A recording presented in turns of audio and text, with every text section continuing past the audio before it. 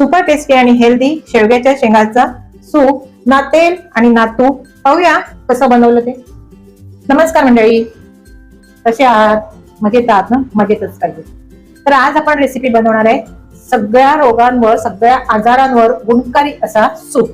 तो सूप कसला आहे तर शेवगा हा खूप आयुर्वेदामध्ये गुणकारी आहे. शेवग्याची पानं म्हणा, शेवग्याच्या शेंगा म्हणा, शेवग्याची फुलं म्हणा, ही खूप आयुर्वेदामध्ये गुणकारी आहेत. तर आज शेवग्याच्या शेंगाचा आपण सूप बनवूया. तर एक मोठी शेंग घेतलेली आहे. जवळजवळ मोठी शेंग असल्यामुळे म्हणजे छोट्या असतील तर 2 घ्या. तर हे जवळजवळ 10 पीस आहेत. तसे 10 तुकडे करून घेतले, स्वच्छ धुवून घेतलेली आहे. आणि ह्यासाठी अजून साहित्य काय काय लागणार आहे पाहूया. कोथिंबीर आणि थोडासा पुदिना, एक मिरची, कोथिंबीरची दांडे घेतलेले आहेत, आल्याचा तुकडा, 2 लसणाच्या पाकळ्या. हा सूप आहे 2 माणसासाठी मी बनवत आहे. एक कांदा, छोट्या आकाराचा कांदा आहे, मोठा असेल तर अर्धा घ्या. काळं मीठ, साधं मीठ, भाजलेल्या जिऱ्याची पूड, काळी मिरी मी अशी थोडी क्रश करून घेतलेली आहे. आणि आहे एक खडे मसाल्यामध्ये तेजपान, दालचिनी, 2 लवंग आहेत आणि एक थोडासा चक्री फुलचं पान तोडून घेतलेलं आहे. इतकं साहित्य ह्यासाठी लागणार आहे. आणि लागणार आहे गरम पाणी. ह्या रेसिपीसाठी सगळ्यात महत्वाचं म्हणजे गरम पाणी गरजेचं आहे. तर सर्वप्रथम आपल्याला शेंगा उकडून घ्यायचे आहेत. तुम्ही कुकरमध्ये पण शिटी करून घेऊ शकता, पण मी गॅसवर असं पातेल्यामध्ये उकडून दाखवणार आहे. एक पातेलं घेतलेलं आहे. आता ह्यामध्ये मला बनवायचं आहे, तर मी यामध्ये ह्या शेंगा घालून घेते आणि सोबत कांदा, लसूण पाकळी, आल्याचा तुकडा आणि मिरची, हिरवी मिरची. तुम्ही हिरवी मिरची स्किप पण करू शकता. आता ह्यामध्ये घालायचं आहे गरम पाणी. खडे मसाले पण घालायचे, मी विसरली. खडे मसाले पण घालून घ्यायचे, जास्त नाही मिळत. खडे मसाले फक्त 3च आहेत. आता ह्यामध्ये खूप सारा असा गरम पाणी जाईल. पाणी हा गरमच पाहिजे. पुन्हा लागणार आहे तर पाणी गरमच ठेवायचा. आता बघा खूप सारा मी असा ठेवला, गॅसवर ठेवलेला आहे आणि पाणी हा गरमच घालायचं. एकदा लक्षात पुन्हा ठेवा, पाणी हा साधा घालायचा नाही, गार घालायचा नाही. आणि आता ह्यामध्ये खडे मसाले वगैरे सगळं घालून घेतलेलं आहे. हे याला उकळी आल्यानंतर आपल्याला हा स्टॉक बाजूला वेगळा करायचा आहे आणि आपल्याला हा गर वाटून घ्यायचा आहे. ते पुढे तुम्हाला दिसेलच कशा पद्धतीने मी बनवते. आता ह्याला झाकण ठेवायचं आहे आणि 10 मिनिटं याला आपल्याला उकळी काढून घ्यायचे. 10 मिनिटं शिजवून घ्यायचे. 10 मिनिटात शेवग्याच्या शेंगा शिजल्या जातात. आणि अगदी गुणकारी आयुर्वेदामध्ये मानलेला हा सूप आहे. व्हिडिओ न स्किप करता पूर्ण पहा. मंडळी 10 मिनिटं झालेली आहेत. बघूया आपण शेंगा शिजलेल्या आहेत का. बघा शेंगा फुटतायत म्हणजे ह्या शिजलेल्या आहेत. आणि पाणी बघा पूर्ण आटलेलं आहे. पाण्याचा बघा इतका पाणी होता, हा पूर्ण आटलेला आहे. आणि मस्त असे बघा कांदा पण ट्रान्सपरंट झालेला आहे. आता आपल्याला गॅस बंद करायचा आहे आणि हा पाणी आपल्याला गाळून घ्यायचं आहे. खाली पातेलं आहे आणि पातेल्यावर ही सूप गाळण ठेवलेली आहे. तर त्यामध्ये हा पाणी गाळून घ्यायचं आहे आणि हा पाण्याचा आपल्याला उपयोग करायचा आहे. त्यामुळे आपल्याला हा पाणी फेकायचा नाहीये. आता हा सगळा असं गाळून घ्यायचंय आणि ह्यातले खडे मसाले फक्त आपल्याला काढून घ्यायचे.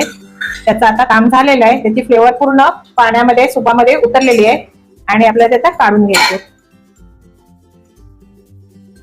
खडे मसाले मी काढून घेतलेले आहेत आणि बघा हा बघा तुपाचा हा जो ह्याचा स्टॉक आहे हा एका बाउलमध्ये मी जमा करून घेतलेला आहे पातेल्यामध्ये. आणि आता हे शेंगा आहे ते आपल्याला मिक्सरच्या जारमध्ये घालून घ्यायचे आणि ह्यामध्ये पाणी घालून आपल्याला वाटून घ्यायचं. पाणी आपल्याला हा स्टॉक बनवलेला आहे, सूप बनवलेला आहे, हाच घालायचा आहे. मिक्सरच्या जारमध्ये हे असेच घालून घ्यायची शेंगा. आणि आपल्याला जो आपण स्टॉक बनवला, पाणी ह्यातला गाळून घेतला, त्यातलं पाणी थोडा घालून आपल्याला मिक्सरला बारीक करून घ्यायचंय. सोबत कोथिंबीर आणि पुदिना पण घालून घ्यायचंय आणि ह्यातला थोडासा पाणी घालून घ्यायचा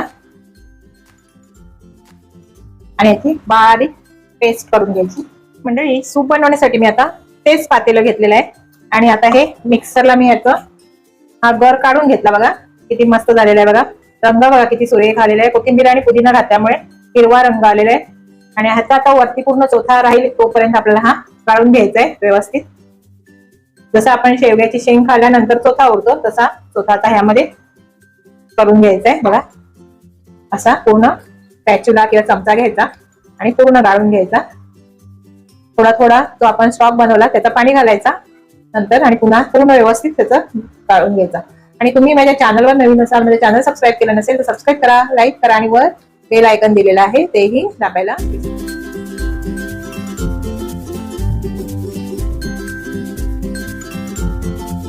बघा मंडळी इतका ह्याचा गर निघाला. त्यामध्ये मी जो स्टॉक बनवला होता तो पण पाणी घातला आणि बघा हा पूर्ण मी दाबून काढून घेतला. बघा असा जसा आपण शेंगाचा आपला चौथा शेंगा खाल्यानंतर राहतो तसा हा चौथा आता काढून घेते. आणि आता आपण ह्याला उकळवून घेऊया. आता ह्यामध्ये अजून पातळ करायचं आहे, गरम पाणी घालायचं आहे.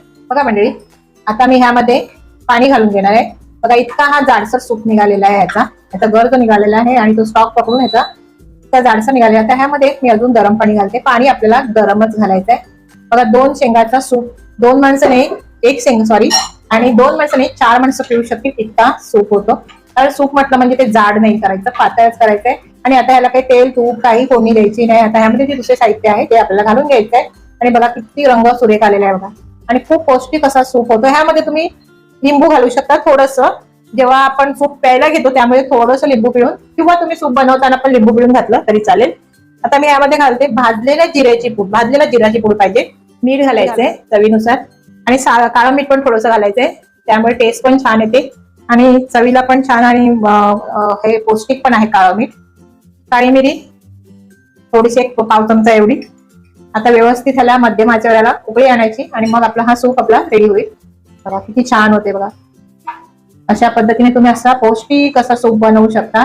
तुम्ही कुठल्याही आजारावर म्हणावा किंवा बाळंतिणीला द्यायला, किंवा कोणाचं ऑपरेशन झालं असेल त्यांना देण्यासाठी सूप हवा असेल तर हा अशा पद्धतीने आयुर्वेदिक सूप तुम्ही बनवून देऊ शकता. बघा किती छान असं सूप चाललंय.